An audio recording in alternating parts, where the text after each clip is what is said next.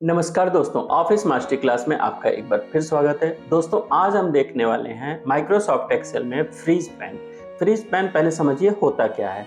जैसे मान लीजिए कि आपके पास एक बहुत लंबी सी लिस्ट दी हुई है और उसमें कॉलम हेडिंग है। अब कॉलम हेडिंग है, अब जब आप नीचे की ओर आते हैं तो आपको कॉलम हेडिंग नहीं दिखाई देता है, तो आप ये समझ नहीं पाते हैं कि अब जो वैल्यू आप देख रहे हैं वो कौन से कॉलम का है। तो वैसे सिचुएशन में हम क्या यूज़ करते हैं, फ्रीज पैन।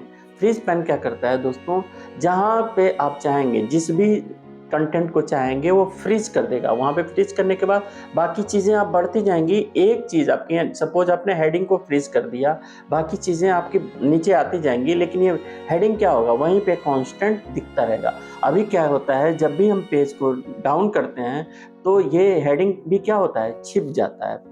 तो आइए कंप्यूटर की स्क्रीन पे देखते हैं कि फ्रीज पैन कैसे काम करता है। ये दोस्तों हमारे पास एक टेबल बनी हुई है। अब इसमें देखिए हमारा जो ये पहला रो है ये हेडिंग। अब जैसे मैं नीचे करूंगा तो ये छिप गया। तो वैसे तो ये आसान है कि इसमें समझना आसान है, लेकिन जब आप बात करेंगे, जब आपके पास लंबी डेटा सीट होगी तो उसमें हमें होती है कंफ्यूजन कि कौन सा ये वैल्यू है। अभी तो हम देख के समझ पा रहे हैं, लेकिन जब हमारे पास डिफरेंट डिफरेंट तरह के सेम नंबर होते हैं अलग अलग कॉलम में, तो समझना थोड़ा मुश्किल हो जाता है। तो हम क्या करेंगे, यहाँ पे लगाएंगे फ्रीज। तो यहाँ पे जैसे मान लीजिए कि हमें किसको रोकना है, मतलब हम चाहते हैं कि हम भले नीचे 100 नंबर के रो में हूँ लेकिन हमें वो हेडिंग दिखता रहे। तो कौन सी रो को हम फ्रीज करना चाहते हैं, हम रो 1 को फ्रीज करना चाहते हैं। कहाँ से फ्रीज करना चाहते हैं उसमें ये भी देखना होगा।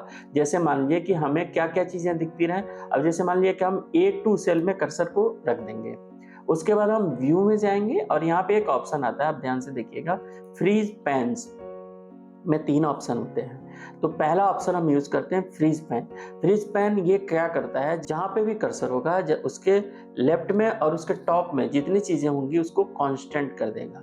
तो जैसे हम यहाँ पे फ्रीज पैन करते हैं तो अब देखिए ये क्या हो गया, आप देख रहे हैं स्क्रीन पे heading as it is constant रुका हुआ है और बाकी चीजें चल रही हैं। अब देखिए इसको हटाना हो, मान लीजिए बाद में आपको लगे को हटाना हो, तो दोबारा जाके वहीं कर्सर रख के अगेन उस पर अनफ्रीज कर देंगे तो ये फिर से उसी तरह से। तो दोस्तों इस तरह से हम हेडिंग को फ्रीज और अनफ्रीज कर सकते हैं। उम्मीद है दोस्तों ये वीडियो आपको पसंद आया है, और अगर वीडियो पसंद आया हो तो please like and subscribe it. Thank you.